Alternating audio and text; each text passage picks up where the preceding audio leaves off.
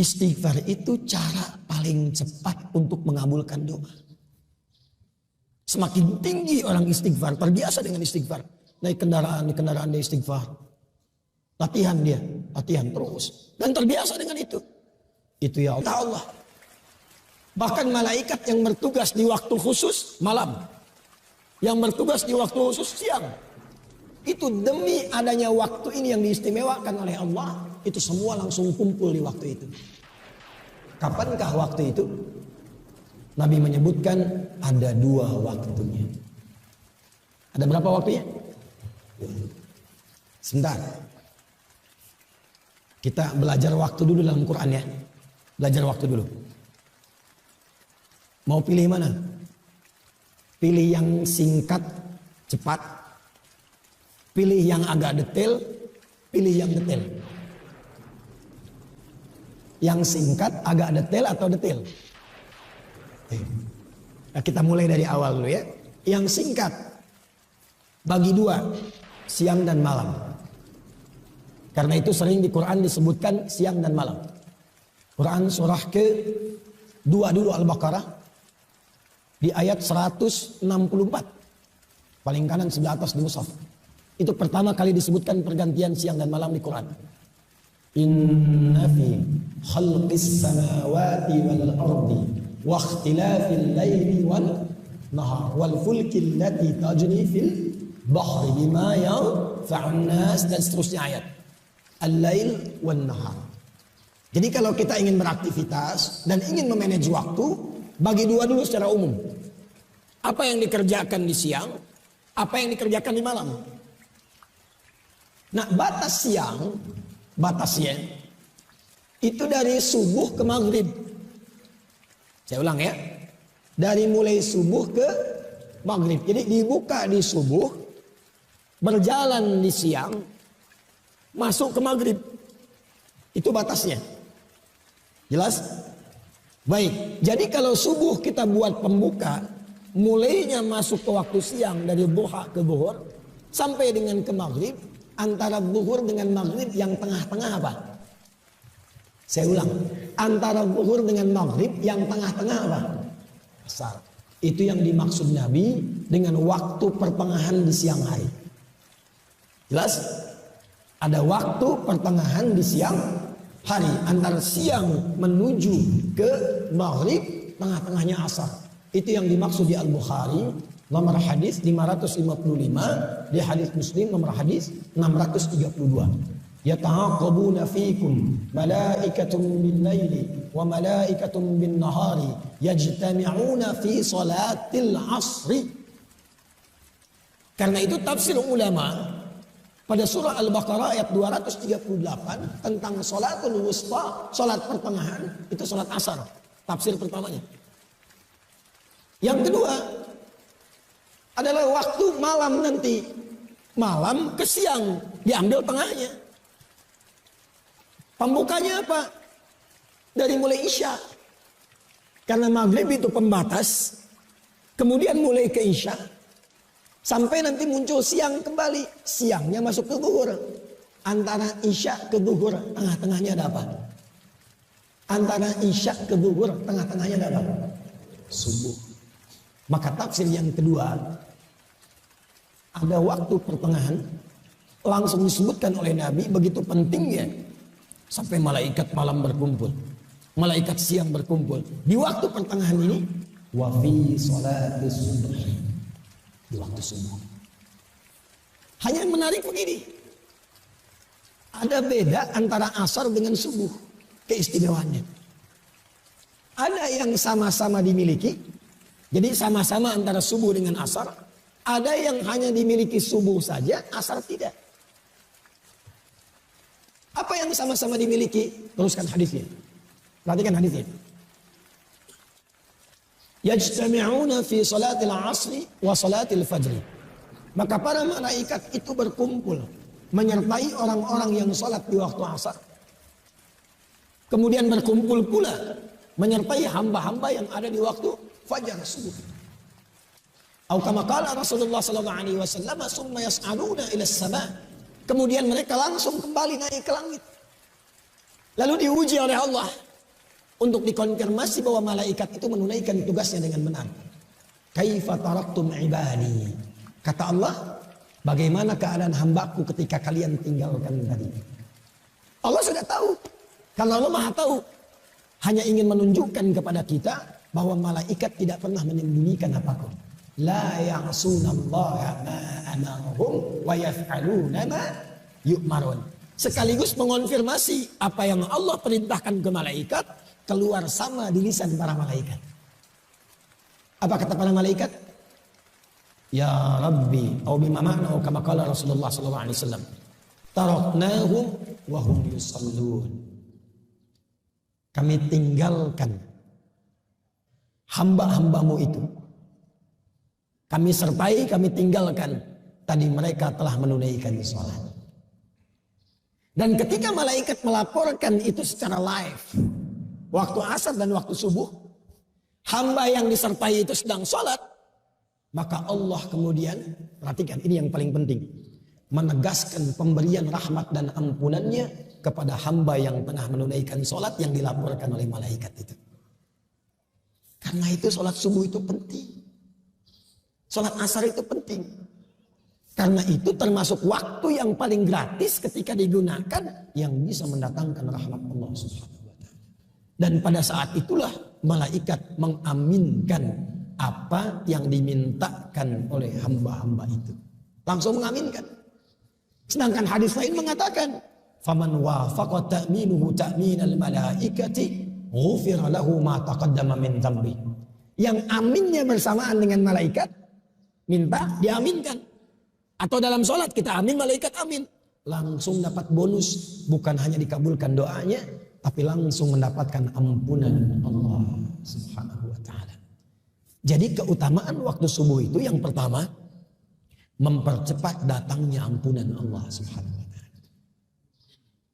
Maaf. Pilih mana? Dapat harta 100 miliar atau dapat ampunan Allah. Tak ada yang ketiga, cuma dua saja ini. Dapat harta 100 miliar atau dapat ampunan Allah. Pilih mana? Masa suaranya lemah sekali. Ampunan Allah. Oh ini tidak pede, ini ada sesuatu itu. Ingin ampunan Allah tapi sekarang kok mohon maaf tuh. Ada yang meninggalkan Jumat karena ngejar proyek. Ada yang bahkan bekerja yang pekerjaannya bersamaan dengan waktu sholat. Padahal dia tahu dalam sholat bisa mendatangkan rezeki. Subuh itu spesial. Spesial. Karena itulah langsung disebutkan dalam Al-Quran, Allah menegaskan tentang keutamaan ini. Quran surah 17 ayat 78. Aqimis salata liduluki syamsi ila ghasaqil laili. Tunaikan salat dengan benar dari mulai tergelincir matahari. Zuhur dulu disebutkannya sampai ke malam tiba, sampai ke isya. Zuhur, asar, maghrib, isya. Ini standar. Tapi subuh diakhirkan. Subuh urutannya diakhirkan. Wa qur'anal inna qur'anal fajri kana mashhuda. Perhatikan. Yang empat disebutkan sholat. Tapi yang subuh, redaksinya oleh Al-Quran ditegaskan dengan nama Quran. Quran, bukan hanya sholatnya.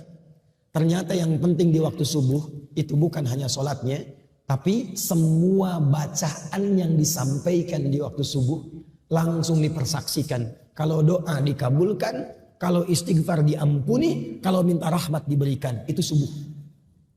Karena itulah ada orang-orang yang berburu waktu subuh karena tahu waktunya. Oh, ini jam 4.45 di Sumatera Barat.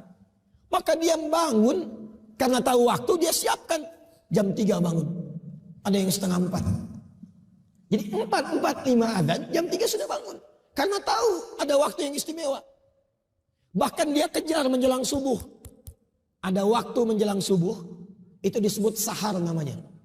Misal, subuh 4.45, 15 menit sebelum subuh, itu disebut dengan saharun, sin, ha, ra. Jamaknya disebut dengan ashar. Ini di sini saya mau berikan rahasia. Tapi ini di antara kita saja. Jangan bilang-bilang ya. Di sini aja. Ya. Bu.